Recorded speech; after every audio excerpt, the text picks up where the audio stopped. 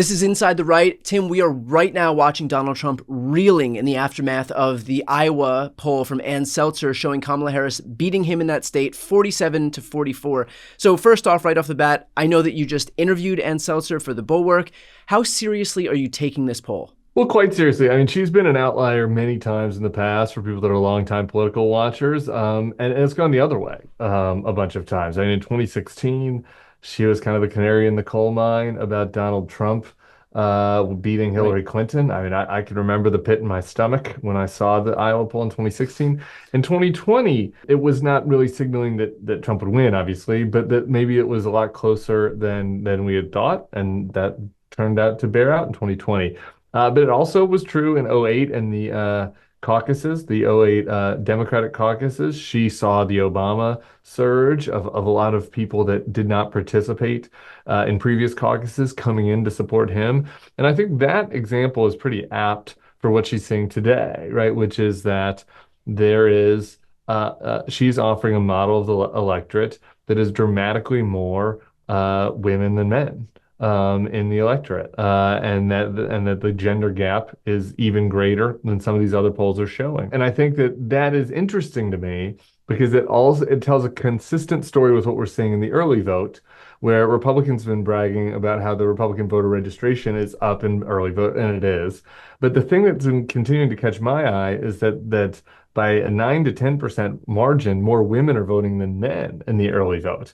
And Right. so to me, I think that's interesting. Might some of those be the people we've been talking about on this show, Republican women who are pro-choice, who are turning out, or who are just turned off by Donald Trump, independent women turning out at higher rates, in particular, also some men, but in particular, independent women who are upset with Trump. And so I think that you could make a through line through those two data points and to tell a story that makes sense. So I'm not going to sit here right now and say, oh man, I think that Kamala Harris is definitely going to win Iowa, where she hasn't even been campaigning, right? But I do think could Ann Selzer be telling us something about the electorate that the other pollsters have missed because they've been too cautious or hurting or using various other techniques that have prevented them from being able to see a shift that she's caught. Okay, so let's talk about those other pollsters. Do you think that they all made kind of a fatal mistake?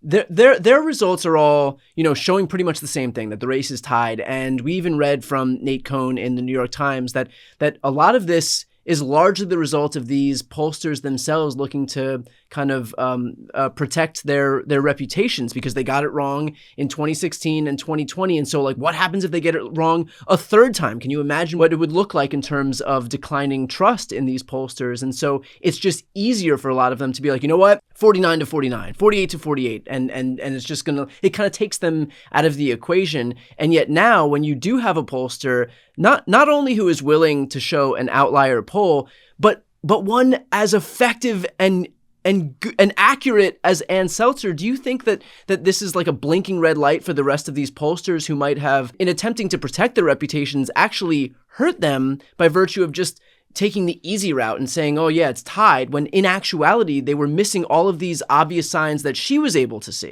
I think it's certainly possible that's happening. Look, I think that what you're really seeing with these other pollsters, and not to just get too super nerdy with the audience, but like it's not as if they're just being like, oh, let's just say it's tied. It's like what's happening is they're trying to use these metrics with weighting that makes it very Right. challenging to get an outlier result because what they're saying is, okay, we're going to look at the 2020 results in Pennsylvania. And if Biden won by one, we're going to make sure our sample of voters that we're testing is a sample of voters that went for Biden by one. And so if you limit yourself to that, then naturally the poll's gonna end up being close. Because like, I mean, like we've had some change, there's some turnover since between 2020 and 2024 in certain groups, but like directionally, like, it's gonna be close. What Seltzer doesn't do that. Like she just does a pretty simple, there's some basic things. You want to make sure you have certain age and certain number of people from each geographic part of the state. But besides that, she kind of lets the numbers speak for themselves. And sometimes it reveals something that you're not going to get if you're like trying to engineer it like you're the clockmaker god, like trying to get it exactly right. And so I think that's really a better example of what's happening. Now, like my only caution from this like pure uncut hopium that we're giving everybody is like sometimes outlier polls are just No, wrong. That's just we don't statistics. need caution here. We don't. Why? Don't give us caution. Let us just let us just huff So, this stuff sorry, look, I've been huffing all it all day. day No, too. go I've been on, go huffing it all on. day too. I'm just saying that Yeah, like to me, the biggest flaw about what the other pollsters has been doing is it's like it's not actually science, right? It's not if you're preventing yourself from having outliers, like that's not how statistics work. Like, like if you're going to do a random sampling of a group, like sometimes you're going to miss it one way and sometimes you're going to miss it the other way. Like that's just the nature of how statistics works for anybody that took a statistics 101 class. So to me, it's like I think it's a great sign for Kamala that Ann Seltzer's poll is A, shows her winning, obviously, but B is telling a story that's consistent with like what we're seeing in the early vote in some other places. And so I think it's directionally good. I'm just saying it also could just be that Ann Seltzer misses one. I mean, it's not right. she's not an oracle. Right. Right. No, I think that's a great caveat, and I'll talk about that a little bit at the end in terms of complacency versus letting this poll inspire you. But in Yeah. the meantime, back to the polling for a quick beat. Is there anything that we can extrapolate from this poll as far as other states are concerned? I know that Wisconsin has a similar electorate. Maybe Michigan, because it's geographically close to those, might also you might also be able to read something into this. Is there anything that you think we can extrapolate from the Iowa poll in other states? Yes, I asked Ann Seltzer the same question in that interview you referenced, and she was very cautious on this point. I will be more incautious because I think the answer is yes. She's a pollster, so she was like, I can't really say without seeing data in a certain state. But Wisconsin and Iowa are very similar, like demographically.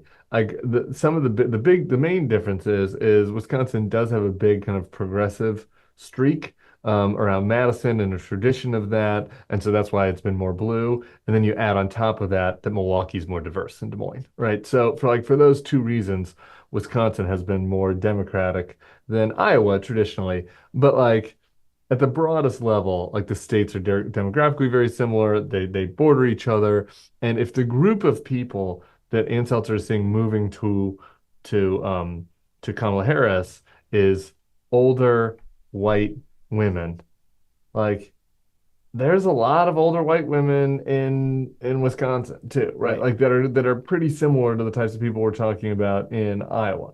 Iowa also has a higher evangelical rate than Wisconsin, but I asked her specifically about that, and she said no, the movement has not been among the evangelicals. It's been among either the other denominations or the secular white folks in Iowa. So they have a lot of those people in Wisconsin too. So I think it's a really great sign for Wisconsin. And if Ann Seltzer is even close to being right, like even if Kamala loses by, let's say she's off by 7 points and Kamala loses by 4 in Iowa, Wisconsin's still her in Harris's bag because that's still a movement of 3 points in the direction of Harris from what Biden's baseline was. So I think it's a great sign for Wisconsin, good sign for Michigan and Pennsylvania. Not quite as much apples to apples because there's a lot more diversity in both of those states and like different types of demographics in both of those states.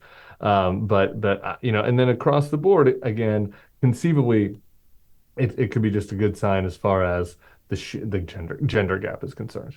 Does this change? Does this poll? And look, I even on my channel, I talk very infrequently about polls because generally, I mean, we've seen a lot of herding this cycle, so the polls can't really tell us that much other than it's just a close race. But also, polls are so often wrong. Anne is in a different class, and so I'm wondering if this poll in particular has made you think of the entire election differently, other than just the shot of hopium that we're all riding on right now. Yeah. It well, it's as I've mentioned a couple times, but it just bears keep mentioning again. It's made me give even a closer look at that gender breakdown in the early vote, and I think it's something that we're going to keep watching tomorrow. Yeah. And I think that is the biggest positive sign for Democrats potentially. The other thing that it makes me think about is you wonder how do you square the Ann Seltzer poll numbers with the national ones from good pollsters, right? Not hurting things. Like how does it make sense, right? So one way to say is it doesn't make sense. There's been a massive polling miss in Kamala Harris's favor, and she's going to win a landslide. I'd love for that to be true.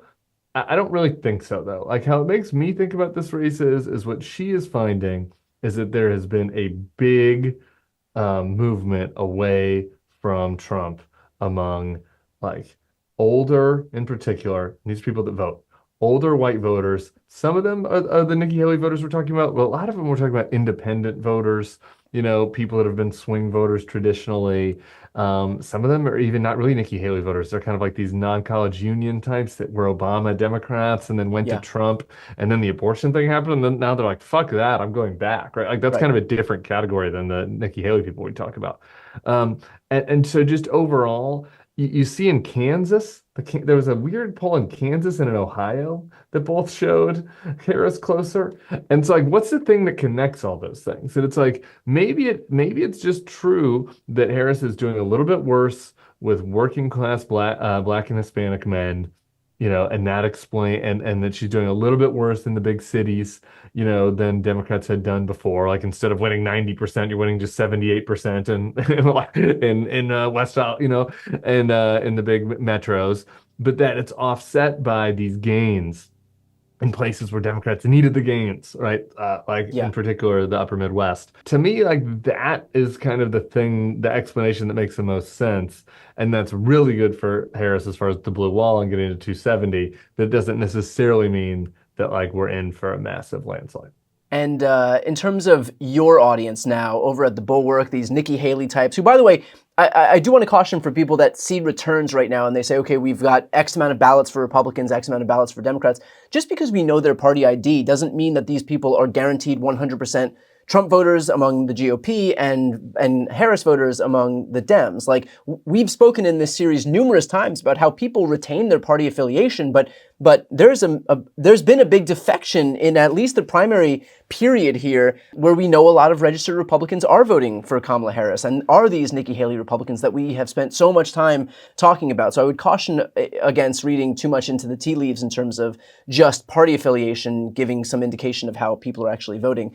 But in terms of what you guys have been doing over at the Bulwark and the audience that you're talking to, is there anything that we can glean from the tea leaves thus far in terms of how that audience is turning out and who they're turning out for? Yeah.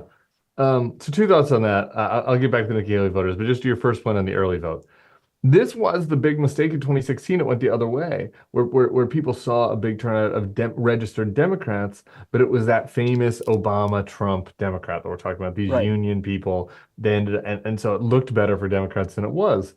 The inverse of that could totally be happening this time, right? Where it looks a little bit better for Republicans than it is because there is this group that we've seen consistently throughout the primaries that we've talked about on this program all the way through, where it's somewhere between 8 and 15% of them are going the other way, and that then makes the number way less way less impressive, Yeah. and sends the wrong signal. So I absolutely think that could be happening, and I think that you're going to see good, strong numbers from Kamala Harris among middle to high income, college educated Republican types. The thing I've been the most concerned about, and the other thing which ties us back to the Seltzer thing about what is like does the gain of the Nikki Haley voters offset the loss among some working class white voters who like were the Trump Biden voters backsliding, and some of these working class younger black and brown voters who we don't know how much yet, particularly men, but like there might be a little bit of backsliding. I think the Puerto Rico thing also might have really hurt Trump and might offset that. So